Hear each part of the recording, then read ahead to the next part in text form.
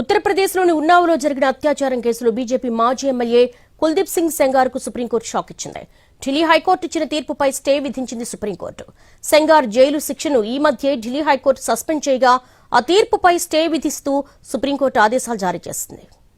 ఉన్నావ్ అత్యాచార కేసులో సుప్రీంకోర్టు కీలక ఆదేశాలు జారీ చేసింది. నిందితుడు బీజేపీ బహిష్కృత నేత కుల్దీప్ సింగ్ సెంగార్కు విధించిన శిక్ష నిలిపివేతపై స్టే విధించింది.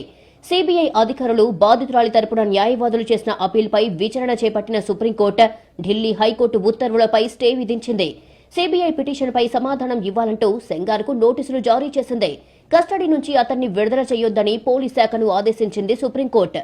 2017లో కుల్దీప్ సింగ్ సెంగార్ ఉత్తరప్రదేశ్లోని ఉన్నావ్ ప్రాంతానికి చెందిన ఓ మైనర్ బాలికను కిడ్నాప్ చేసి అత్యాచారానికి పాల్పడ్డాడు.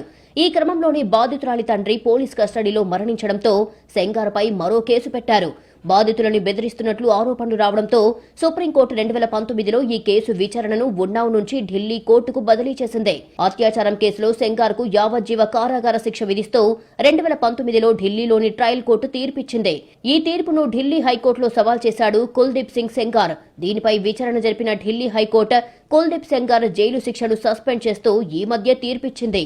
ఢిల్లీ హైకోర్టు తీర్పుపై దేశవ్యాప్తంగా నిరసనలు వ్యక్తమయ్యాయి. మహిళా హక్కుల కార్యకర్తలు బాధిత కుటుంబానికి అండగా నిలిచారు.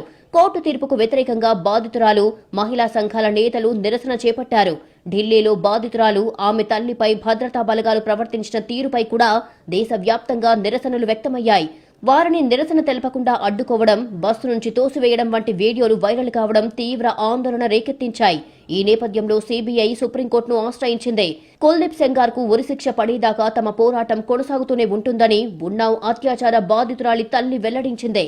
కుల్దీప్ సింగ్ సెంగార్కు ఉరిశిక్ష పడే వరకు తాము విశ్రమించబోమని, అప్పుడే నిజమైన న్యాయం జరుగుతుందని స్పష్టం చేశారామె.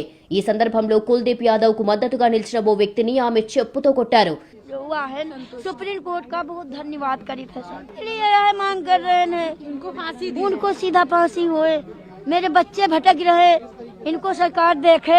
बहुत परेशान किया जाता है, सुरक्षा भी छीन ली गई है। कल हमारी बहन के पास सुरक्षा है, हमारी सुरक्षा भी छीन ली गई। हमारा 10 साल का भाई हो अकेले स्कूल जाता है। తామిచ్చిన నోటీసులకు సమాధానం ఇవ్వడానికి కుల్దీప్ సింగ్ సెంగార్కు 4 వారాల సమయం ఇచ్చింది సుప్రీంకోర్టు. బాధితురాలి తండ్రి కస్టడీ మరణం కేసులో కూడా కుల్దీప్ సింగ్ సెంగార్ శిక్ష అనుభవిస్తున్నందున అతడు ప్రస్తుతానికి జైల్లోనే ఉండనున్నాడు.